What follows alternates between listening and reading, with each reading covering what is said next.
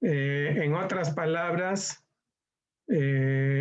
estaríamos escuchando al Maestro Jesús cuando dice, mi Padre y yo somos uno. O como bien lo explica el apóstol Pablo,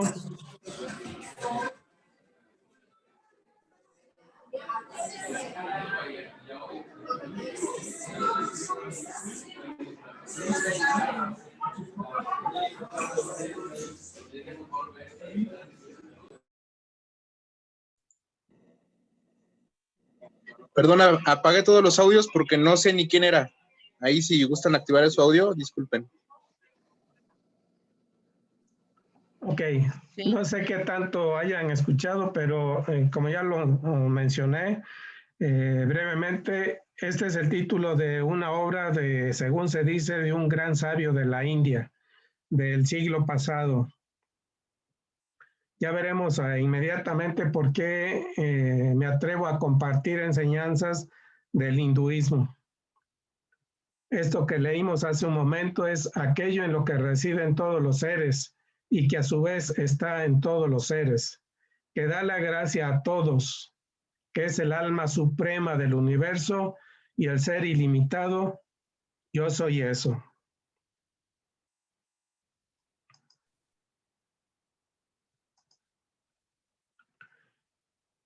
Me apoyo para dar esta presentación o compartirla a ustedes en el segundo objetivo de la Sociedad Teosófica que se indica en la clave de la Teosofía en la página 39.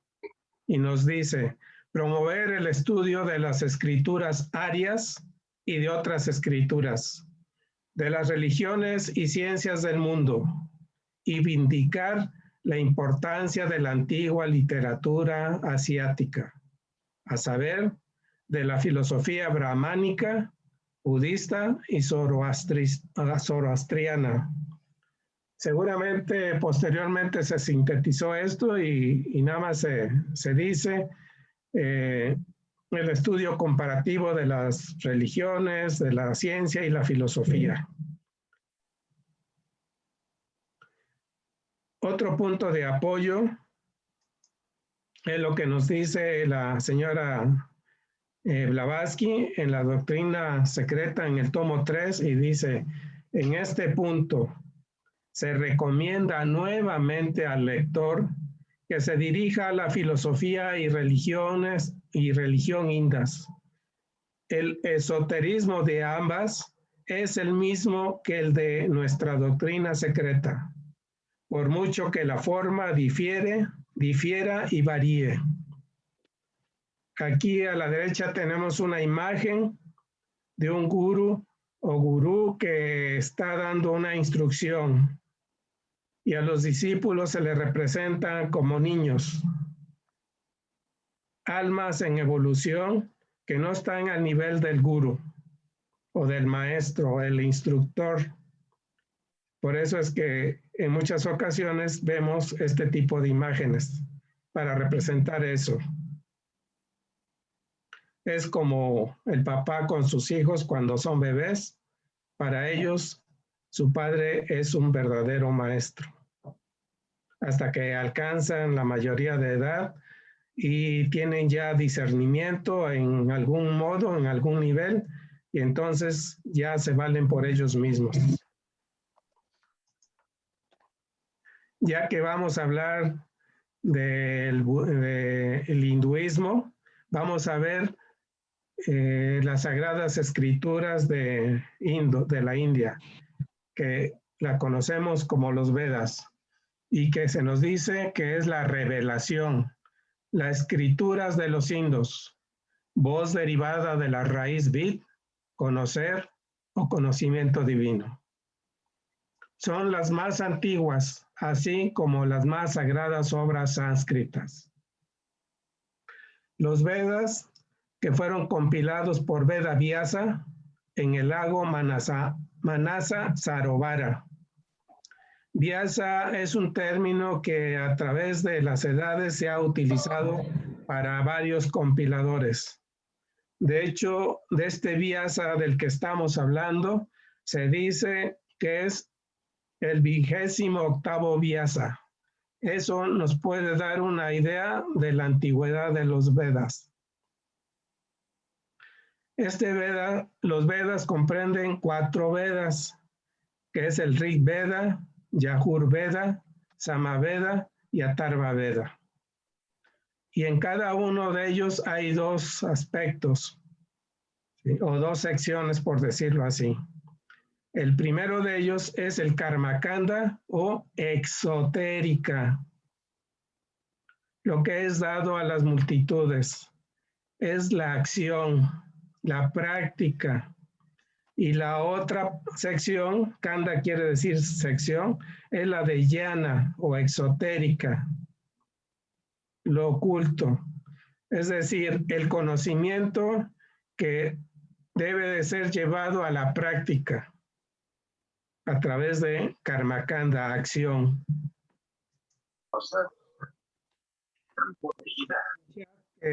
Con cierta frecuencia escuchamos citas. Nos dicen que es la interpretación de los Vedas por los métodos de la Vedanta. Y es explicada por aquellos que saben como aquello que destruye la ignorancia, produciendo así la liberación del espíritu por medio del conocimiento de la verdad suprema, aunque oculta. Sí, quedamos con la espalda y aquí podríamos preguntar por qué del espíritu si el espíritu es libre. Para dar control a la acción en acto. Y una base que realmente... Pues bien, podríamos ir a la Constitución septenaria y tenemos a Buddhi, que es el alma espiritual, que es lo más espiritual en el ser humano. Entonces podríamos hablar que estamos liberando a Buddhi, pero a través de manas. Aunque se enseña que hay 3 almas, el alma animal, el alma humana o manas, y el alma espiritual, Buddhi, pero en realidad es una. ¿Cuándo logramos la liberación? Cuando el alma animal o el principio cámico se alinea, se integra al manas que normalmente le llamamos superior. Pero no hay ni superior ni inferior, es uno. El manas inferior es solo un destello, un chispazo del manas. Por lo que se dice que el manas tiene 2 funciones, una como kamamanas y el otro como buddhimanas, pero hay una tercera, que es el manas en sí mismo. Pues bien, a esto se refiere, es a liberarnos de nuestra propia ignorancia espiritual por medio del conocimiento de la verdad suprema. Y eso es por los métodos de la Vedanta.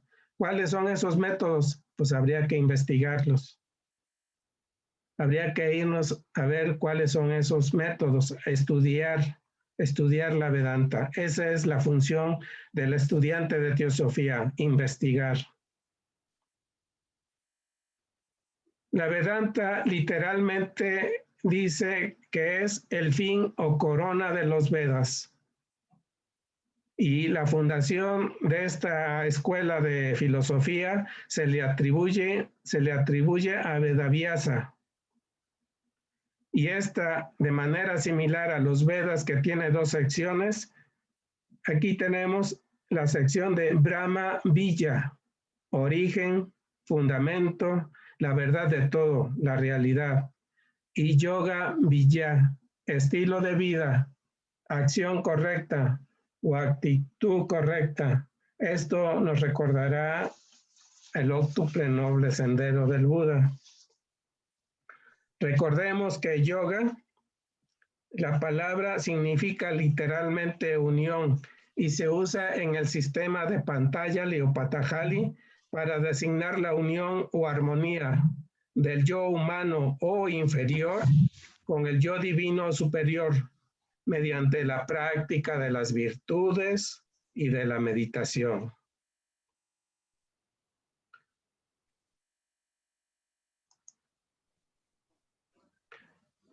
continuamos en el mismo sentido ahora con la ciencia del yoga. Es la única ciencia que es capaz de conducirnos a la comprensión total de las verdades espirituales expuestas en los Vedas, mediante el desarrollo gradual de las facultades internas que permiten al hombre estudiar directamente el mundo invisible, o como dijera Platón, el mundo inteligible. Es un desarrollo gradual. No andemos buscando poderes. Permitamos que nuestra naturaleza se vaya desarrollando gradualmente a través de la práctica de las virtudes y la meditación. Pero habría que agregar también el conocimiento. Al ser un Jnana Yogi, la señora Blavatsky nos dice que el estudiante occidental debe de ser un Jnana Yogi, uno que busca la unión a través del conocimiento. Pero ¿para qué queremos ese conocimiento si no podemos servir a nuestros semejantes? Y ahí tendremos el Karma Yoga, el yoga del servicio. Y esto hay que hacerlo con devoción. Se requiere devoción a la verdad, a la humanidad, a los maestros para seguir adelante. Y ese es el Bhakti Yoga. Los tres aspectos del Raja Yoga. Pero continuemos. Recordemos que esto es solo una introducción para lo que vamos a ver más adelante sobre lo escrito o la enseñanza de Yo Soy Eso. Porque el autor de esta obra era un Vedantín, uno de la Vedanta, en la escuela de filosofía Vedanta, recordando que hay 6 escuelas de filosofía en la India y se dice que la teosofía es la síntesis de todas ellas, es decir, la 7ª. En ninguna parte se encuentran los métodos del yoga establecidos por completo, habiéndose instituido el gurú, cuya misión es enseñar a recorrer el penoso sendero al discípulo merecedor de tal distinción. En lo personal considero que como estudiantes de teosofía nos estamos preparando para cuando llegue la oportunidad de encontrar al maestro y ser un discípulo merecedor, porque esa es una distinción. Es necesario recordar también a la voz del silencio en sus 3 fragmentos. En el primer fragmento del Sravaka, que ya veremos un poquito mencionarlo más adelante, en ese el primer maestro que se manifiesta a nosotros es el maestro interior. Ese es nuestro gurú. Ya después vendrá algún maestro externo que será la proyección de nuestro maestro interno.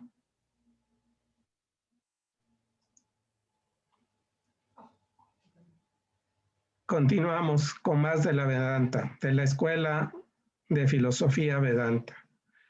Es un sistema místico de filosofía que se ha desarrollado gracias a los esfuerzos de generaciones de sabios para interpretar el significado secreto de los Upanishads. Entre otras cosas, la señora Blavatsky nos dice que la escuela de filosofía Vedanta es el principal sistema filosófico de la India. Esto no quiere decir que los otros no tengan valor. La escuela de filosofía de yoga es muy importante, que es la escuela que fundó Patanjali. No es que él haya inventado, sino la yoga ya existía y ella la integró, la practicó y de su propia experiencia nos trajo sus enseñanzas. De ahí él escribió los Yoga Sutras, muy bien comentado con el doctor Taimi en la ciencia del yoga. Los indios ortodoxos llaman a la Vedanta, palabra que significa literalmente fin u objeto de todo conocimiento védico. Entonces, este fin u objeto de todo conocimiento es el conocimiento de Brahma, y a eso se le llama Brahmayana, o puro y espiritual conocimiento de Brahma.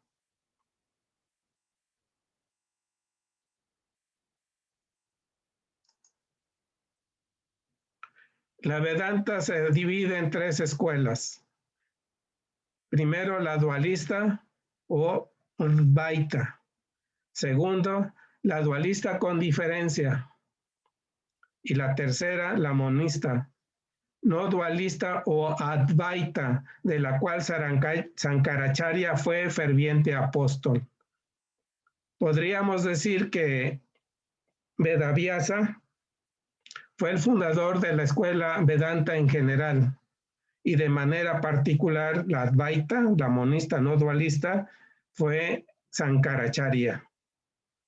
Sankaracharya fue un avatara, y la maestra Blavatsky dice que es el más grande adepto de los tiempos históricos. Ahora pasamos a la segunda parte, en donde hay dos personajes. El libro que estoy indicando a la derecha es del que vamos a ver más adelante algún fragmento de este libro, de Yo Soy Eso. El maestro que hacemos referencia,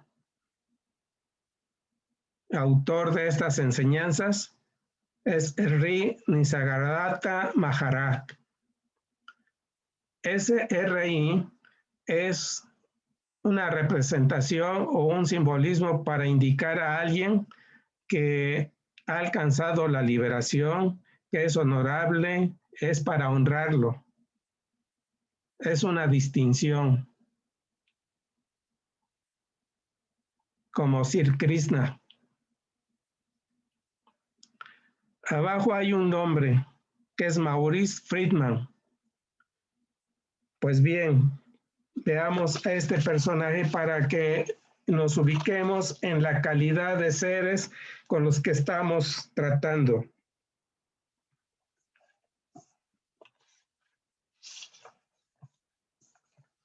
Este señor, Maurice Friedman, era un judío polaco que posteriormente se convirtió al hinduismo. Fue un ingeniero y humanitario que pasó la última parte de su vida en la India. Vivió en el ashram de Mahatma Gandhi y tomó parte activa en la lucha por la independencia de la India. Se asoció con Sri Ramana Maharishi. También es un gran sabio. El doctor Isaac Hawley nos lo ha mencionado en más de una ocasión. Y ya vimos que, bueno, también con Krishnamurti. A Krishnamurti lo conoció a través de la Sociedad Teosófica. Bueno, pues este señor Maurice Friedman se asoció con Ramana Maharishi y cabe destacar su compilación de conversaciones de Ramana Maharishi con sus devotos recogidas en el libro llamado El Evangelio de Sri Ramana Maharishi. Es decir, este señor era un especialista en grabar las enseñanzas, las conversaciones de grandes maestros, y después escribía esas obras. Y eso es lo que hizo con Nisargadatta Maharaj. En cuanto, ya lo mencioné, en cuanto a Krishnamurti, entró en contacto con él a través de la Sociedad Teosófica y con quien inició una estrecha relación que se mantendría durante toda su vida. Llegó a ser un gran amigo de Nisargadatta Maharaj, que fue, como ya mencionamos, un Advaita. Y este gran sabio consideraba a Maurice Friedman como un yani yogi, alguien que tenía conocimiento. Bueno, ya más o menos nos damos idea de quién fue Maurice Friedman. Mahatma Gandhi, Ramana Maharaji, Krishnamurti y Nisargadatta Maharaj. De ahí podemos inferir la calidad de ser humano de Sri Nisargadatta Maharaj. Veamos un poco de su biografía que escribió Maurice Friedman. Aquí tenemos estas imágenes de Maurice Friedman. Por un lado, Nisargadatta y por el otro, Ramana Maharaji.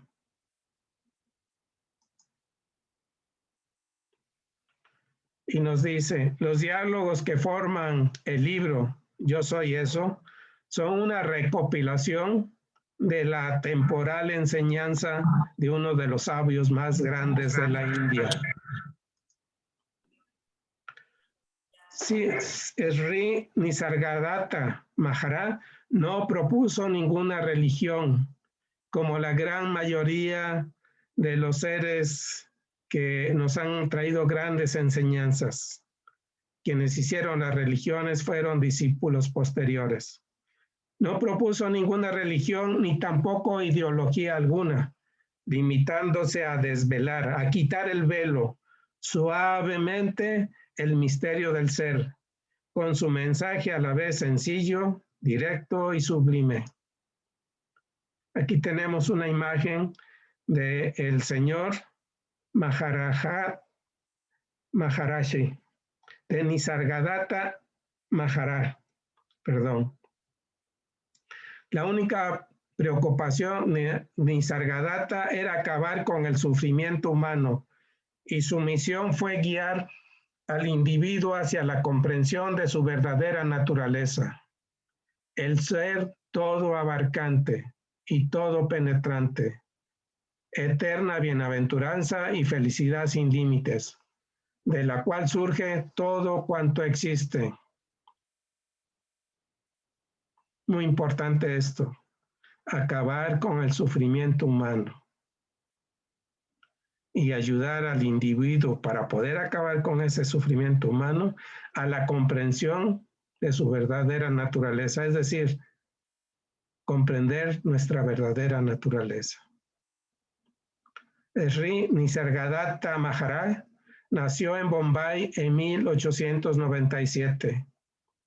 Sus padres le dieron el nombre de Maruti. Poseían una humilde granja cerca del pueblo de Kandalgaon y en ella pasó Maruti los primeros años de su vida.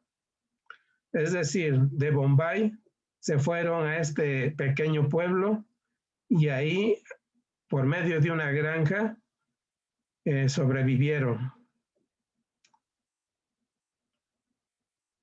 Nisargadatta, o mejor dicho, en este momento Maruti, ayudaba a su padre en las labores del campo. Su padre tenía un amigo brahman llamado Vishnu Haribau Gore, hombre piadoso y erudito, quien hablaba con frecuencia de temas religiosos. Maruti escuchaba atentamente. Aquí quiero llamar la atención.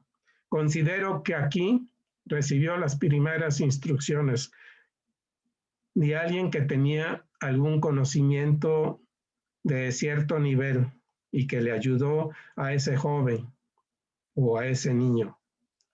Y aquí estamos en el primer fragmento de la voz de silencio, como es Ravaka, el que escucha con atención.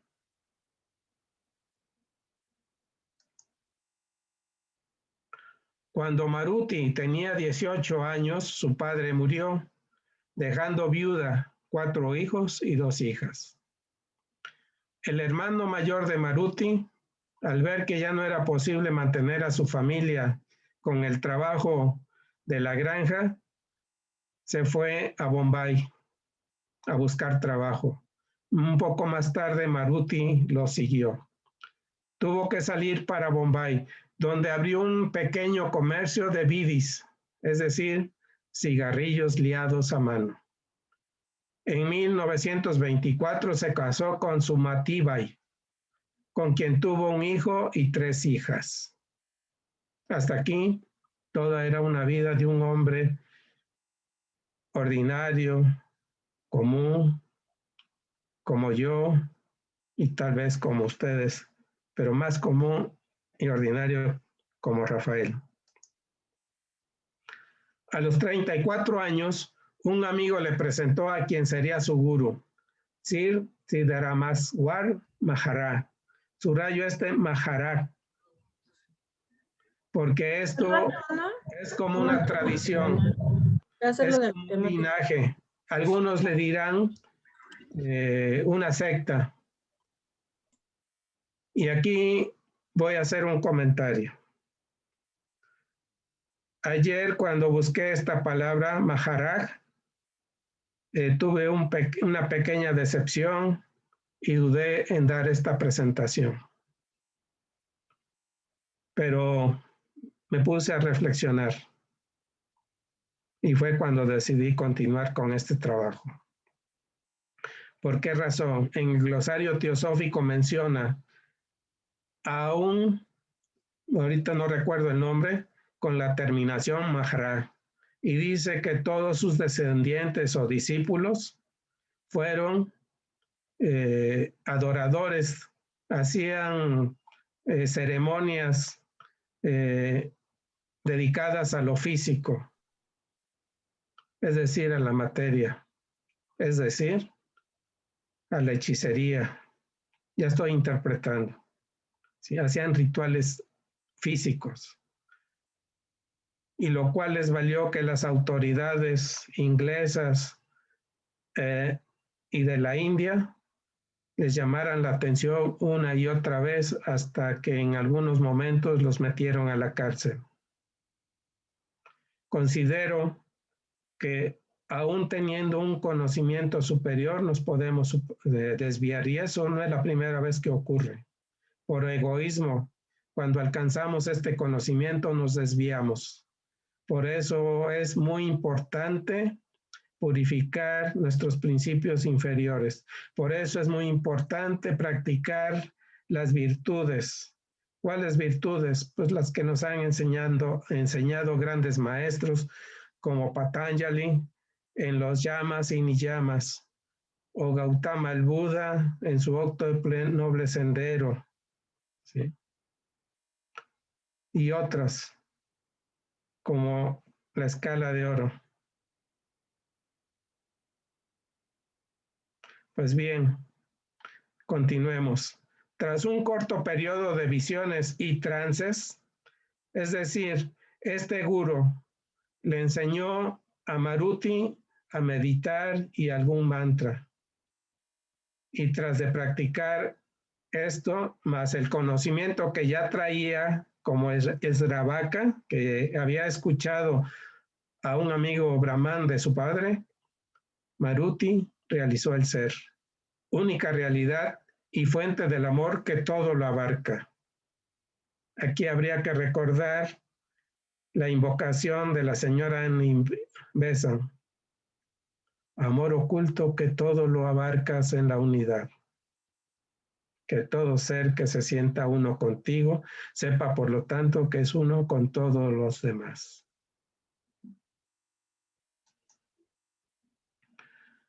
A partir de ese momento es cuando ya tomó el nombre de Sir Nisargadatta Maharaj. Desde ese momento, todo sucedió en su vida de un modo espontáneo, sin esfuerzo consciente alguno.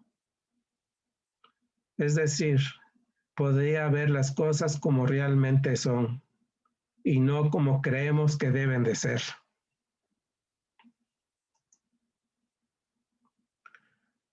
Se ocupaba de su negocio y en el tiempo que tenía libre, hablaba a los buscadores. ¿Qué buscadores? Los buscadores de la verdad.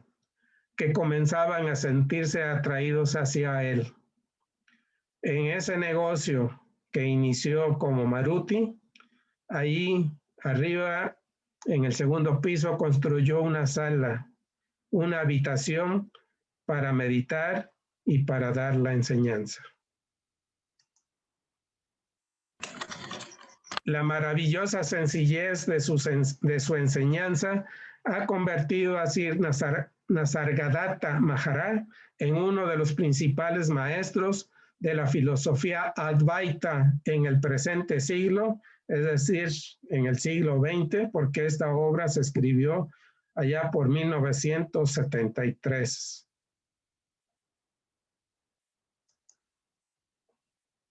Ahora sí, ya entramos a la tercera parte.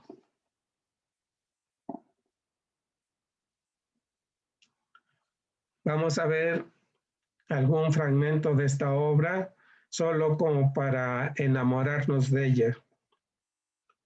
Si a alguien no le llama la atención, está bien. Si a alguien se interesa, también está bien. Aquí tomé del capítulo 20, cuyo título es Lo Supremo está más allá de todo. El formato que se utiliza en esta obra es el formato de preguntas y respuestas, que como estudiante de teosofía nos puede ser de gran utilidad. Aprender a preguntar. Las preguntas tienen tanto valor o más como las respuestas. Hay ocasiones que una pregunta nos arroja más luz que una respuesta, porque la pregunta es una y las respuestas pueden ser múltiples, aunque hay una respuesta exacta, correcta, para la pregunta correcta. No vamos a ver todo el capítulo. En la primera parte de este capítulo pareciera que Nisargadatta ignora la ley del karma. También fue un momento que tuve que reflexionar, bueno, ¿cómo está esto? ¿Cómo es que un gran sabio está ignorando o haciendo a un lado la ley del karma? Necesité poner mucha atención con lo que estaba diciendo. Y tuve que ir al buscador en esta obra para buscar karma. Y me ayudó a entender un poco. Por ejemplo, cuando vemos a alguien sufriendo y decimos, ese es su karma, tenemos un condicionamiento terrible. Lo mejor es alejarnos de esa idea del karma, porque es una idea falsa. ¿Sí? ¿Por qué razón? Porque no estoy aplicando la compasión. ¿De qué me sirve el conocimiento del karma si como servicio supremo, como acción suprema, no soy capaz de generar compasión a mis semejantes? Desde luego que esta es una opinión personal, es un punto de vista. No nos dejemos condicionar por el conocimiento así nada más del intelecto. Tenemos que ir más allá. No es que se esté negando a la ley del karma, que es universal. Se está negando lo que a veces nos condiciona y nos hace fríos ante el sufrimiento de nuestros semejantes. Bien, veamos esta parte. El interlocutor o el que pregunta nos dice lo siguiente. Usted dice que la realidad es una, la unidad, la unicidad, la calidad o atributo de la unidad. Es un atributo de la persona. Y aquí viene la pregunta. ¿Es entonces la realidad una persona con el universo como su cuerpo? Desde luego aquí podemos ver una tendencia a antropomorfizar, pero bien podríamos verla como esa mente universal y su cuerpo el universo. Y Maharaj nos dice, cualquier cosa que usted pueda o puede decir será a la vez verdadero y falso. Las palabras no van más allá de la mente. Muy importante esto, porque se nos ha dicho una y otra vez que hay enseñanzas que no se pueden transmitir a través de palabras. En las iniciaciones tengo entendido que las hay en otro plano de conciencia, en donde no se utilizan palabras. Las palabras no van más allá de la mente.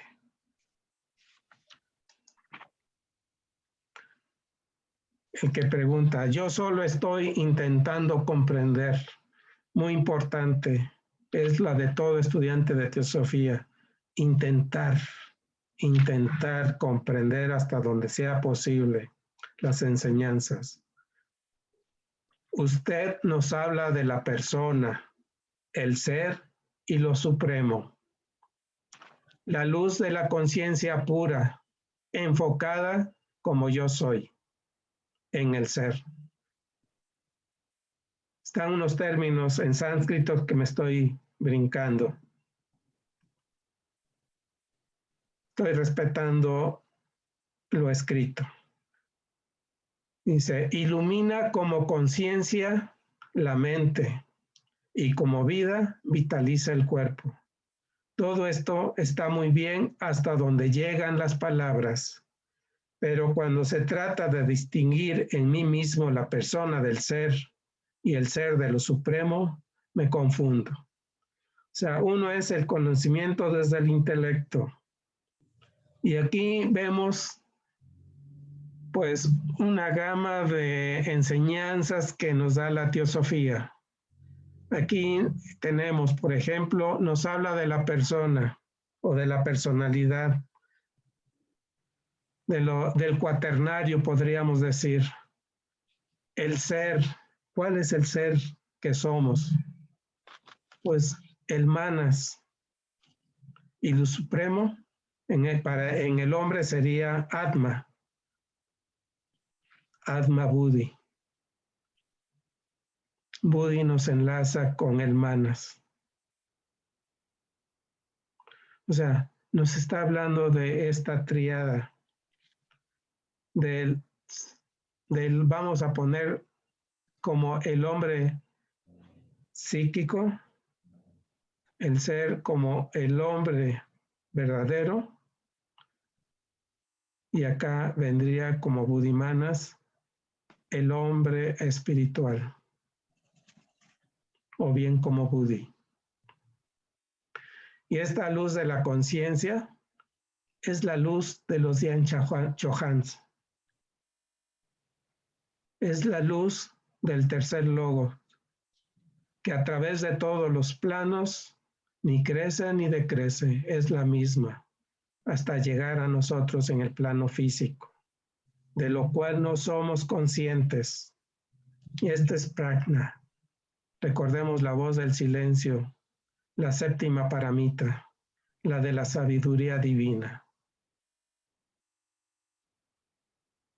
Y esta luz de la conciencia enfocada en nosotros como yo soy. Yo soy en el ser, Jivatma, la vida una. Ilumina o nos ilumina como conciencia con S, la mente. O sea, esa conciencia divina la podemos percibir a través de la mente. Y como vida que vitaliza el cuerpo. Aquí están todo un concentrado, una síntesis de las enseñanzas de la teosofía. Pero ¿qué pasa aún con ese conocimiento? Podemos decir, todo está muy bien hasta donde llegan las palabras, pero cuando se trata de distinguir en mí mismo la persona del ser, o sea, reconocerme como ese ser y el ser de lo supremo, me confundo. Estamos confundidos, hermanos.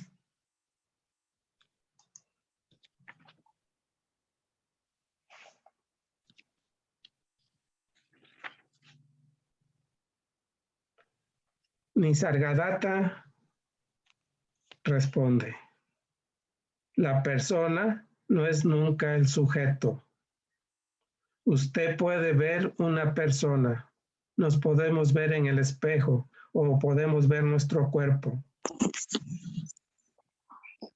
pero usted no es la persona. Usted es siempre lo supremo que aparece en un punto dado del tiempo y del espacio, como el testigo, un puente entre la conciencia pura de lo supremo y la conciencia múltiple de la persona,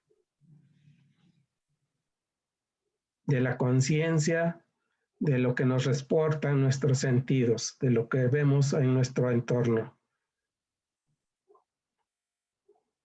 procesadas por la mente inferior, es lo que vemos como persona y todo eso es múltiple. Pero hay que enfocarnos en la conciencia pura de lo supremo.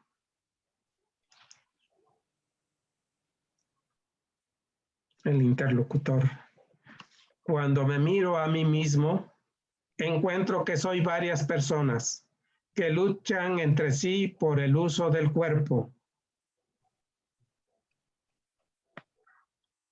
Y Maharaj responde, esas personas que luchan entre sí corresponden a las diferentes tendencias de la mente.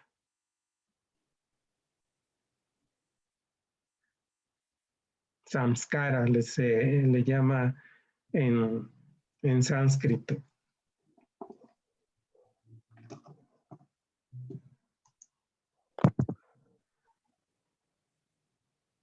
El que pregunta, la mente inferior que inquiere, que está interesada por lo superior. ¿Puedo hacer la paz entre ellas? Y la mente superior. ¿Cómo va a poder usted? Son tan contradictorias.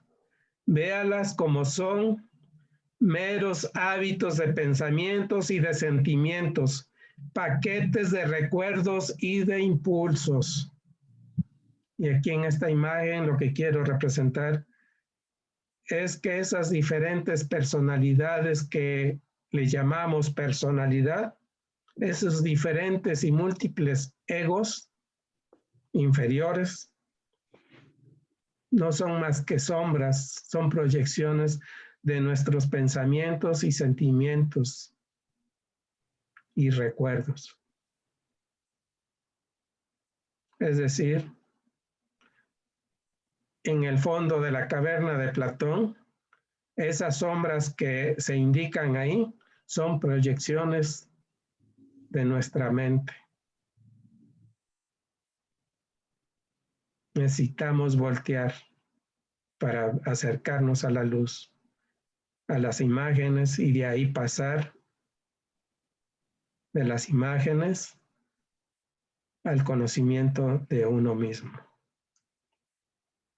Impulsos. Importante, voy a regresar a esto. ¿Qué impulsos tenemos? Hay un impulso monádico que nos indica hacia lo superior, pero hay impulsos de la personalidad heredadas de vidas pasadas que pueden ser como un instinto a agredir, a ofender, como un deseo egoísta, de envidia, la ambición, todo eso son impulsos.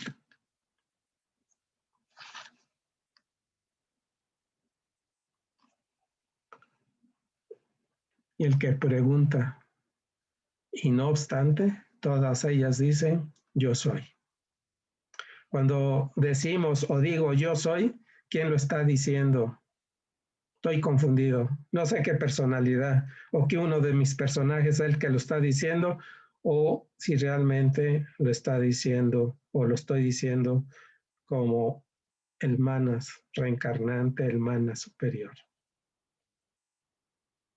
Mirando hacia lo superior aún a Buddhimanas, al aspecto búdico en el manas con una tendencia hacia Atma, en ese puente que nos enlaza con lo divino. Maharaj contesta, únicamente porque usted se identifica con ellas, con todas esas personalidades o todos esos egos. Dice, una vez que usted se da cuenta de que nada de cuanto aparece ante usted puede ser usted, ni puede decir yo soy. Usted está liberado de todas sus personas y de sus demandas. Es cuando nos damos cuenta que podemos estar liberados. Usted, la sensación de yo soy es suya propia.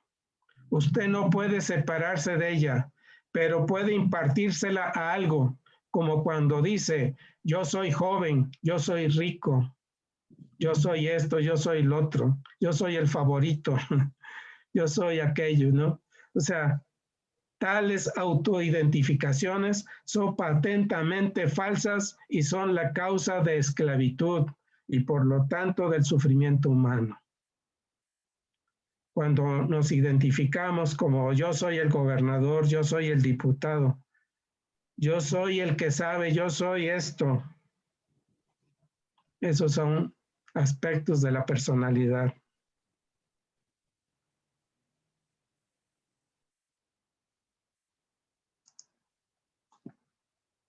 Pregunta. Ahora puedo comprender que yo no soy la persona, sino que cuando se refleja en la persona, le da una sensación de ser. Ahora, ¿qué hay sobre lo supremo? ¿De qué modo me conozco yo a mismo como lo supremo? Aquí podríamos decir que la mente inferior ya empieza a entender un poquito. Ya fue iluminada por la mente superior, cuya iluminación viene del Buddhi, de Atma Buddhi. Maharaj, la fuente de la conciencia no puede ser un objeto en la conciencia. Conocer la fuente es ser la fuente. Cuando usted se da cuenta de que usted no es la persona, sino el testigo puro y calmo, y de que la conciencia inmutable es su ser mismo, usted es el ser. Es la fuente, la posibilidad inagotable. Otra vez, cuando usted se da cuenta de que usted no es la persona, sino el testigo puro y calmo. Cuando observamos sin juzgar, cuando contemplamos en silencio, entonces es cuando podemos percibir o darnos cuenta de que somos el ser.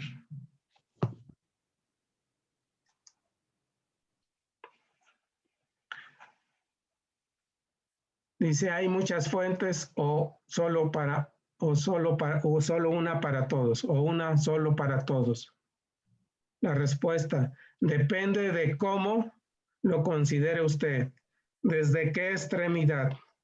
Los objetos en el mundo son muchos, pero el ojo que los ve es uno. Aquí no estamos hablando del ojo físico, sino del ojo interno, del ojo del alma, el ojo del adepto. Lo más alto aparece siempre como uno para lo más bajo y lo más bajo como múltiple para lo más alto. Así, si viéramos a un ángel entre nosotros, pero un ángel que ya pasó por la fase humana y que es consciente y tiene, por decirlo así, un gran conocimiento y ya se ha liberado de la personalidad, pues diríamos, ese es Dios. Pero por encima de ahí otras, vamos a ir otras jerarquías. Y la pregunta es, ¿las formas y los nombres son todos de uno y el mismo Dios? Aquí ya empieza a meter el término de Dios.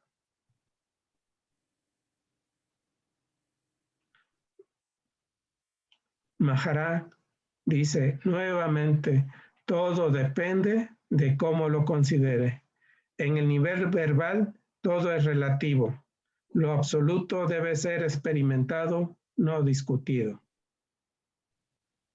Experimentado, no discutido. ¿Y cómo se experimenta lo absoluto? No es un objeto que pueda reconocerse y almacenarse en la memoria. Está más bien en el presente y en la sensación. Tiene que ver más con el cómo que con el qué. Está en la cualidad, en el valor, siendo la fuente de todo, está en todo. O sea, el cómo lo percibo, cómo lo siento, y no en la descripción, qué es lo que percibo, qué es lo que siento.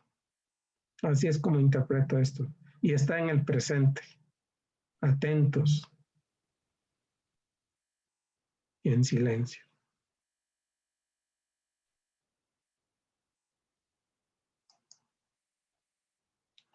Si es la fuente, ¿por qué y cómo se manifiesta?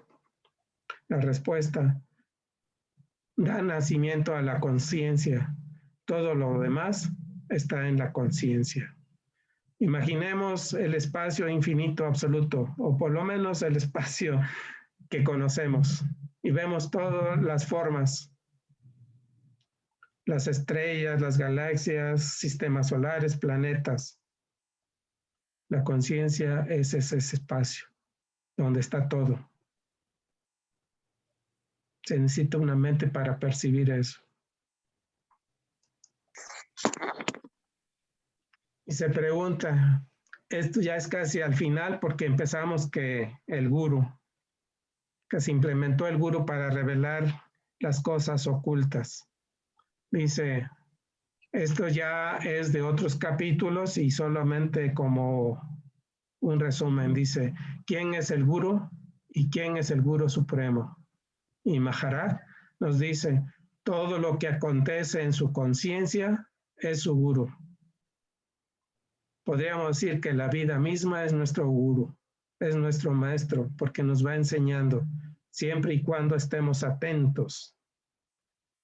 Y por otra parte nos dice, y la conciencia pura, más allá de la conciencia, es el gurú supremo.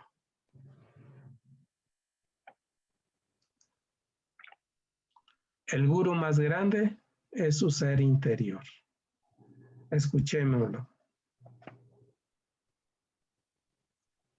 Y para completar o enlazar esto de la conciencia, nos dice en los escritos coleccionables que la conciencia es aquello, lo que constituye aquello que llamamos conciencia, son las impresiones proyectadas en el hombre físico por el ego superior.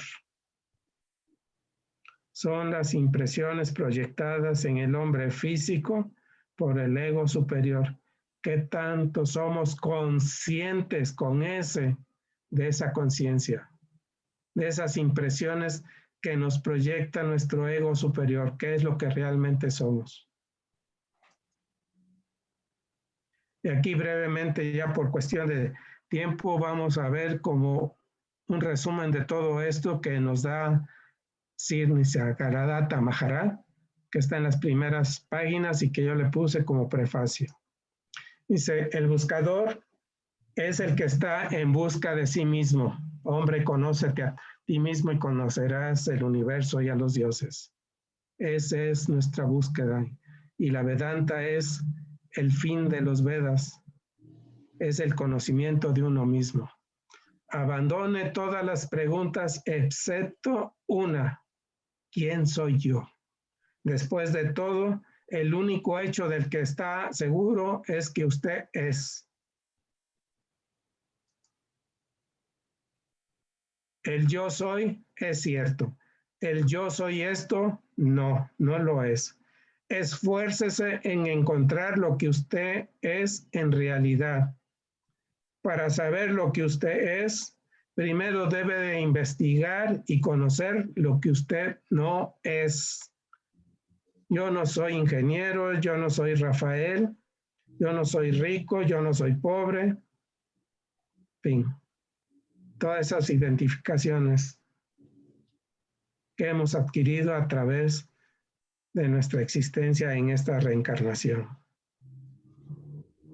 La primera etiqueta que nos ponen es un ser humano. La segunda etiqueta se llama así. Tercera etiqueta, tú eres uno de este apellido y debes comportarte así. Eres niño, te debes comportar como un niño. Eres niña, debes de comportarte como niña. Eres de esta religión, debes de hacer esto. Y así vamos adquiriendo etiquetas, personalidades de la cual no somos. Descubra todo lo que usted no es. El cuerpo, los sentimientos, los pensamientos, el tiempo, el espacio, esto o eso, nada, concreto o abstracto que perciba puede ser usted. El acto mismo de percibir muestra que usted no es lo que percibe. Cuanto más claro comprenda que el nivel de la mente, que en el nivel de la mente usted solo puede ser descrito en términos negativos, tanto más rápidamente llegará al fin de su búsqueda y se dará cuenta de que usted es el ser sin límites. Vuelvo a leer esto. Cuanto más claro comprenda que en el nivel de la mente usted solo puede ser descrito en términos negativos, tanto más rápidamente llegará al fin de su búsqueda y se dará cuenta de que usted es el ser sin límites. He escuchado una analogía de la cebolla que seguramente usted la ha escuchado. En la medida que vamos quitando la capa, yo no soy esto, otro, ni aquello, vamos quitando y llegamos al corazón de la cebolla y aún ahí lo quitamos y ¿qué es lo que queda? El aroma.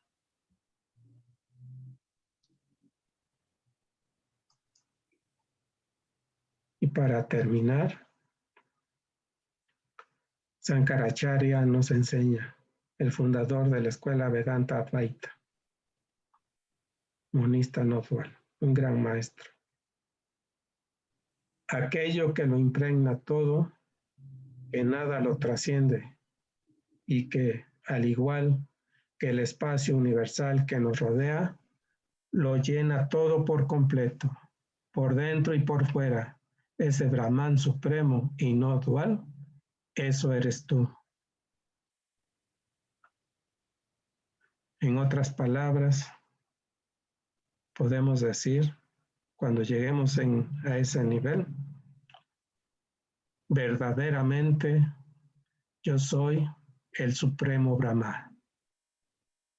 Y con esto concluyo y agradezco su tiempo, su paciencia y su tolerancia.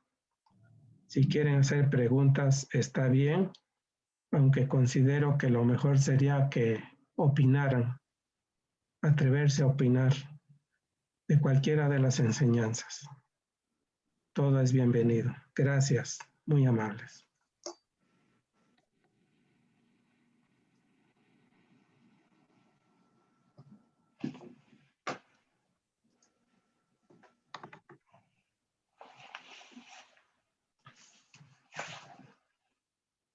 Ustedes me dicen cuando deje de compartir pantalla.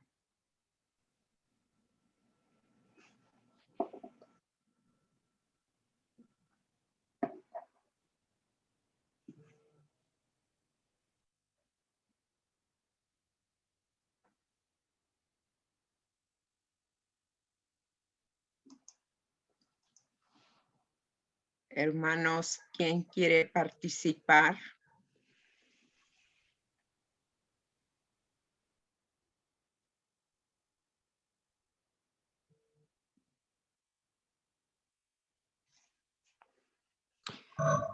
Hola Rafa, soy Salomón.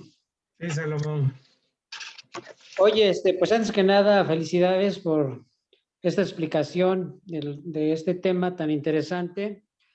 Y yo creo que simplemente no nos damos cuenta de que somos, primeramente, no ni siquiera nos damos cuenta de lo que hay en nuestra mente subconsciente, de todos los egos que traemos cargando y que los manifestamos cuando ocurre algo semejante a lo que tenemos almacenado en nuestro subconsciente.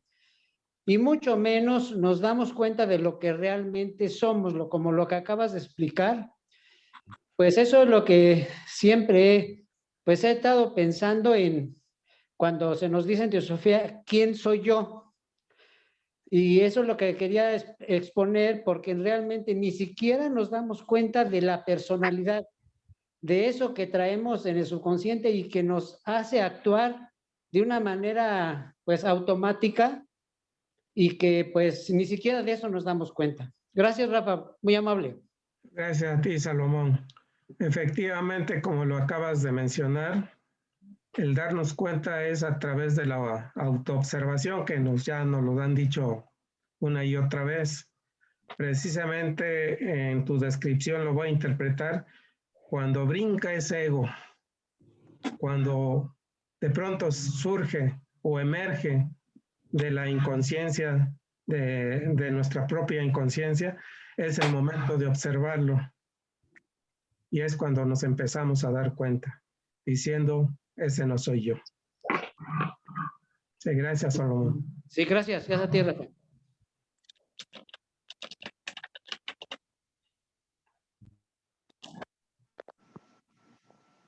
Hola, buenas noches. Buenas noches, Lorena. Hola. Hola. Oye, pues, antes que nada, muchas gracias. Como siempre, eres muy espléndido en tus presentaciones y se aprecia. No cabe duda que toda la sabiduría auténtica llega a identificarse con todas. Me refiero a que la enseñanza teosófica tiene que ver con todas esa filosofía, esa sabiduría, esas enseñanzas de alto nivel y que vamos a lo mismo, que coincide, que converge en que lo más importante para nosotros como personalidades es darnos cuenta que no somos eso, que somos mucho más. Y el podernos armonizar con las leyes de la naturaleza, con las leyes universales. Ese trabajo que debería de ser algo muy, muy alentador, muy motivador, de gran esperanza y entusiasmo, pues tenemos atisbos y tenemos la suerte de que estamos aquí, que estamos en esta circunstancia en la que pues todos los que se afanan en compartir a los demás, como es tu caso, pues van sembrando ahí la semilla de la inquietud, inclusive de la curiosidad, para que nos motivemos a seguir investigando. Muchas gracias, Rafa. Buenas noches a todos. Gracias, Lulu. Buenas noches, Rafa. Buenas noches. Pues bien, ahorita escuchándolos, muy interesante el tema, muy profundo, muchas gracias. No cabe duda que tenemos, a veces ni nosotros nos reconocemos o nos conocemos. Justamente el tema de quién soy, qué soy. En esta semana me preguntaba yo, ¿quién soy? ¿Cómo soy? ¿Cómo me ven los demás? Y viéndome a un espejo, no sé si me explique, es un poquito complejo y muy profundo a la vez. Yo me veía en el espejo y decía, bueno, ¿quién eres tú, Lili? ¿Qué eres tú? ¿Para qué estás aquí en este mundo, en este universo? Tienes una misión, pero en sí tu personalidad, tu presencia, ¿cómo lo ven los demás? ¿Cómo se ve reflejado? O sea, tú te estás viendo ahorita reflejada en un espejo, te ves de una forma, pero ¿cómo te ven los demás? Y ahorita escuchando el tema, de verdad que sí es para analizarlo y concientizarlo. Y pues muchas gracias por estas enseñanzas, por estas oportunidades, porque yo creo que así podemos pasar, si no tuviéramos estos conocimientos, pudiéramos pasar años desde nuestro nacimiento hasta nuestra desencarnación y no saber quiénes somos realmente o quiénes fuimos. Entonces, pues yo quiero comentar esto que pues muchas gracias porque se queda uno para analizar. Gracias. Gracias, Lili. Bueno, no es que sea yo vendedor de libros, pero sí recomiendo este libro, aunque para ser honestos con ustedes, solo he leído prácticamente esto que he compartido, más algunas otras cosas. Es algo que empecé a leer el domingo pasado y encontré grandes cosas y aún más profundas, mucho más profundas y mejor explicadas que lo que yo puedo hacer en este libro y está en PDF. Pueden consultarlo y si les parece, pues leerlo de vez en cuando o si no, pues ahí lo dejan, no pasa nada, pero trae grandes temas, muchos temas muy interesantes. Desde el punto de vista teosófico me atrevería a decir. Gracias. Ok, gracias. Gracias.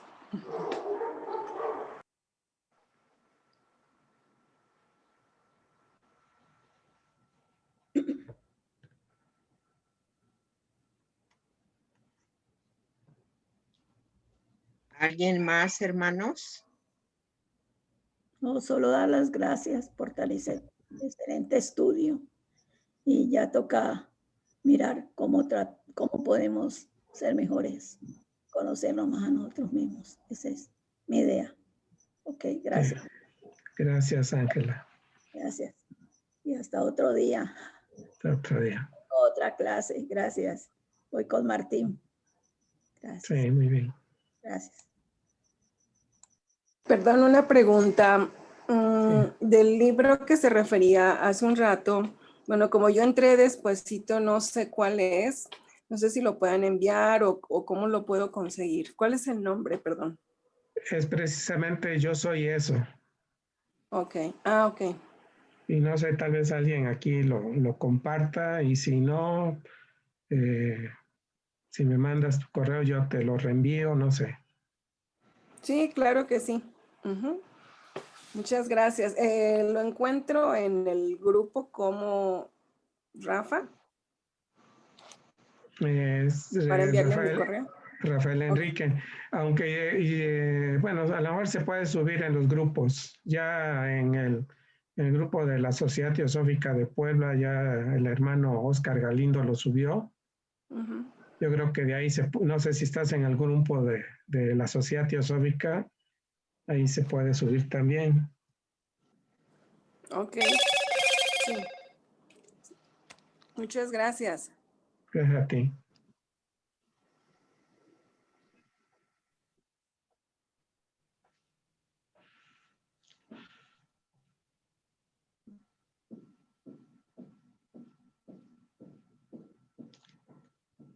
Rafa, hay un chat de Miguel Campos Quirós. Lo voy a leer. Dice, magnífica exposición, Rafa, y muy profundas reflexiones a las que nos invitas. En la parte que mencionaste sobre que hay diferentes personas luchando por dominar nuestro cuerpo, creo encontrar muchas analogías con la República de Platón, en donde los diferentes yoes luchan por el poder. Allí donde solo debería de gobernar el sabio, y de lo cual creo que también ya antes has expuesto en otras charlas. Creo que hay mucho de la misma enseñanza de fondo. Sí. Gracias, Miguel. Y efectivamente, el problema de la República de Platón es que se ha visto como un tratado de política y no se ha profundizado en ella. Cuando habla del sistema de tiranía, por ejemplo, ok, lo podemos ver en algunos gobiernos a través de la historia, pero todo eso hay que verlo en uno mismo. Cuando uno de esos egos pequeños se va fortaleciendo, va adquiriendo fuerzas, es el que logra el mando de todos ellos, y a ese es el que Platón le llama el tirano. Y nos dice que la principal cualidad o facultad del tirano es la incapacidad de satisfacerse a sí mismo. Es decir, siempre quiere más instinto, más poder, ¿sí? más recursos económicos, más de todo. No tiene llenadera, habría que comprarle una. Pero sí, o sea, ese es el tirano. Nos arrastra cuando nos dejamos dominar por esa personalidad en particular. Sí, gracias, Miguel.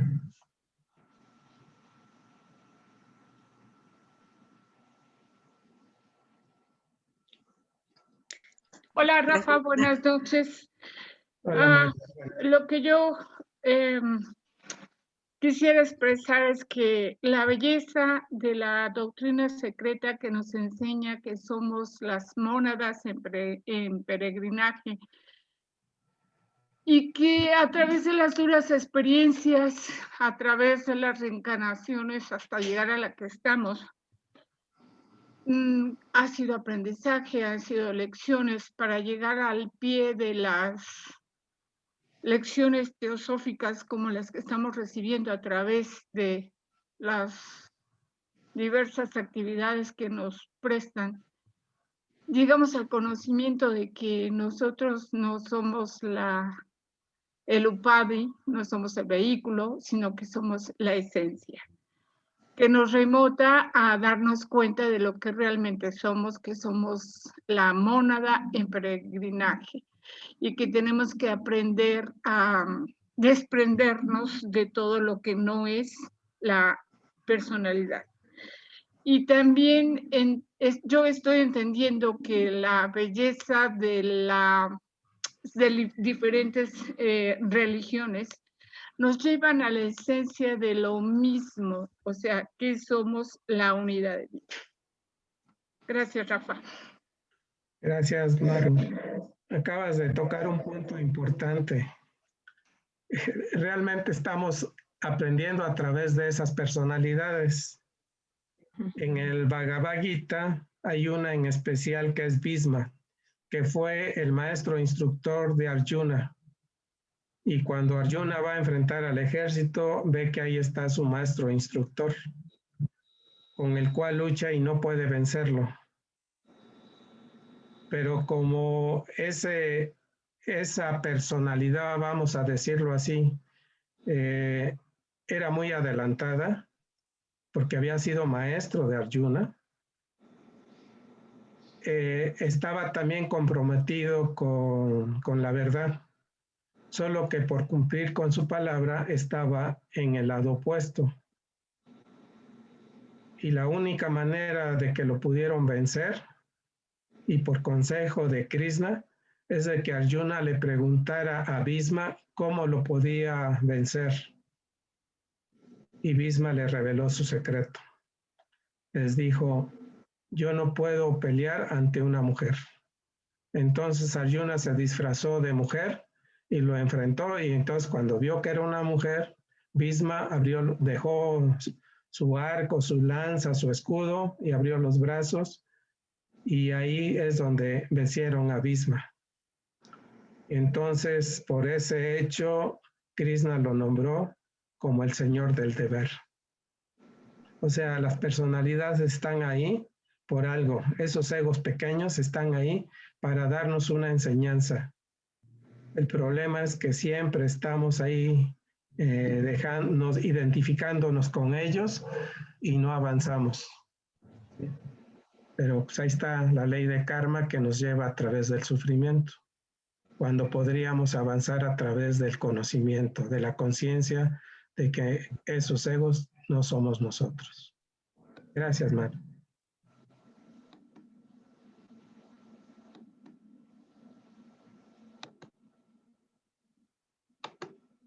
¿Alguien más, hermanos?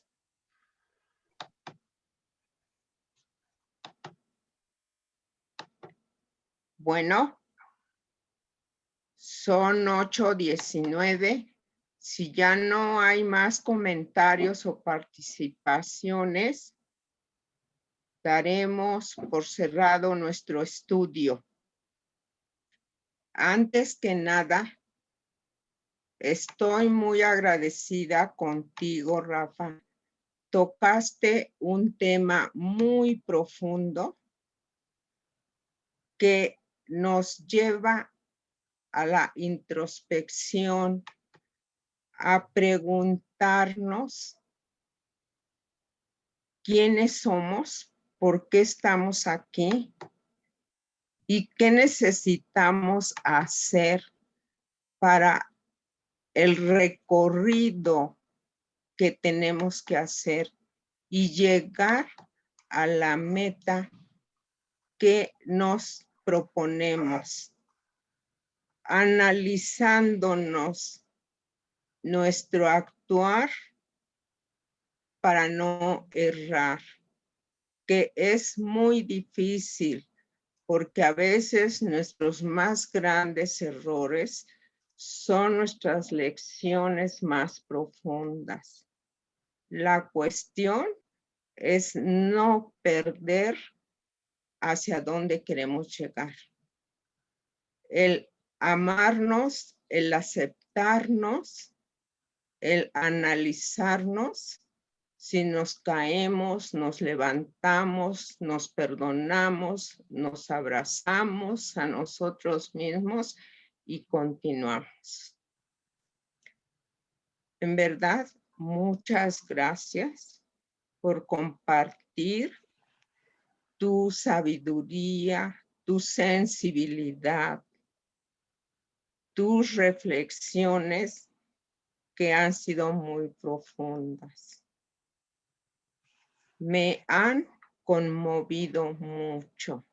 Muchas gracias. Gracias a ti o a usted, Conchita. Le doy las gracias de todo corazón por haberme invitado y por su amistad. Gracias. Rafa, esta es tu casa. Cuando tú quieras, está abierta. Gracias. ¿Sí? Gracias. Bien, hermanos. Gracias a todos. Enrique, ¿quieres comentar algo? No, Conchita, solo agradecer a Rafa por su exposición, que como siempre ha sido magnífica, y pues ojalá tengamos la oportunidad de escucharlo en otra ocasión, que tú lo invites desde luego. Gracias, Rafa. Gracias, Enrique. Gracias a ti. Bien. Entonces, si no hay otro comentario, damos por cerrado nuestro trabajo. Por favor, vamos a entrecerrar nuestros ojos y terminamos con la invocación de unidad.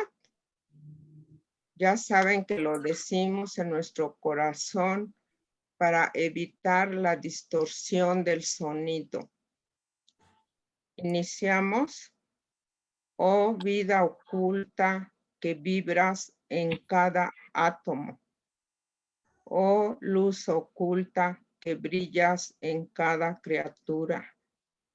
Oh amor oculto que todo lo abarcas en la unidad, que cada ser que se sienta uno contigo, sepa por lo tanto que es uno con todos los demás. Así sea. Un abrazo para todos los hermanos. Agradezco su asistencia y aquí estamos. Ya saben, todos están invitados, se postean los carteles y ya